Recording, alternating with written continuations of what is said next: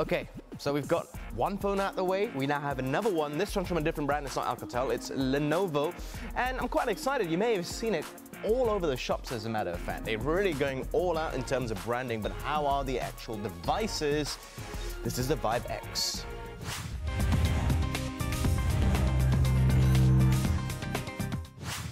Okay, so right here once again in Cafe Studio in Kota Damansara, the Strand area.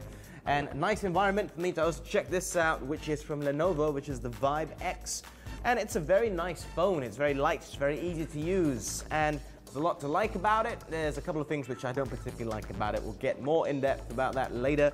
Just a quick overview of how it is. I still got this screen protector on it, so mine, the smudges, etc. It's not my phone to damage, so that's why we kept it on.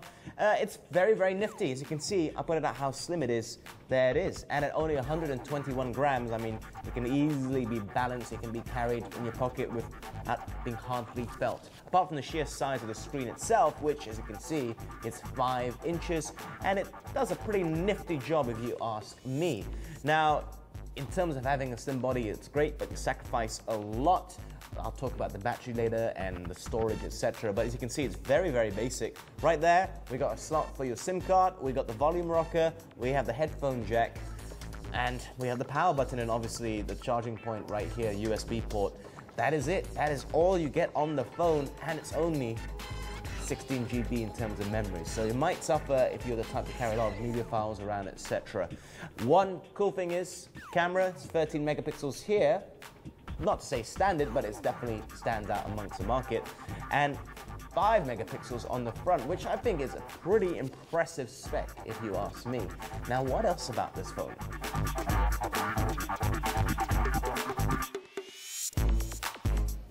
Now, underneath the hood, it's not the greatest specs. I mean, it's got a 1.5 quad-core MTK processor and 2 GB of RAM, which, well, I mean, you have to be sacrificed because I believe for its slim body. And I mean, it's great for day-to-day affairs, but you can probably see as I scroll across, it's just a little bit sluggish, not quite as smooth as you might find from some of the other phones. I mean, the specs, it doesn't really compare to some of the higher end ones. But then again, like I said, the body itself. The battery, like I mentioned, is 2000 mAh. It's not great. I mean, you see phones out there, like I was here reviewing one of 3400. This is 2000, but I'm quite surprised about how far in a day it could actually go. It seems that the battery performance is a good thing, the processor and all. It's done a pretty semi-decent job if you ask me, and you shouldn't worry too much about running out of juice at the end of the day. Now, the good thing, I mean, I'm talking about bad things there. What about the good? This 5 megapixel camera is extraordinarily high for a front-facing camera. If you love to take selfies, etc., it is absolutely perfect for you. You will love it as you snap away and perhaps upload onto Instagram or Twitter or Facebook, wherever you like, etc. Definitely a big, big plus point. And obviously, the 30 megapixel at the back isn't too shabby either. Very nifty.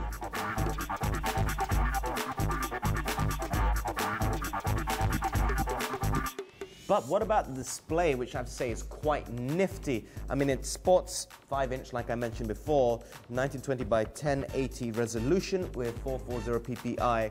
And it's pretty cool if you ask me. I mean, it certainly stands out, and they're calling it 2020 display, which is another way for saying retina display from Apple, you know, that sort of thing. That's what I'm trying to get at.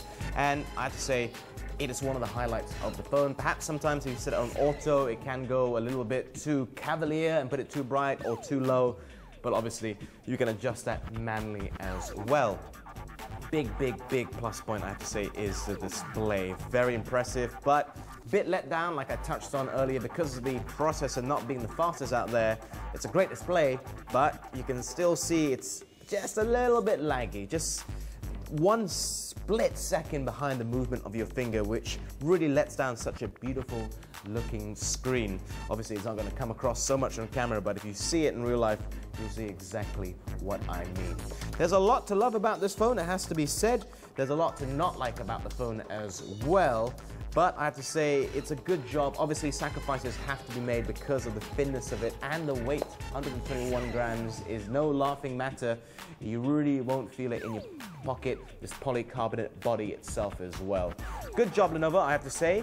If only there were a couple of things which could be added, like a micro SD slot at only 16 GB. I feel that sacrifices really have been made here in terms of processor and everything else around it. Just slows the phone down.